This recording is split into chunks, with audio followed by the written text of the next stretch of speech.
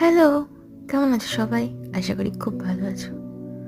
আজকের ভিডিওতে শেয়ার করব ইউকের মার্কেটে কেমন ধরনের ইলিশ মাছ পাওয়া যায়। আমরা বাংলাদেশি দোকান থেকে ইলিশ মাছগুলো নিয়ে আসি।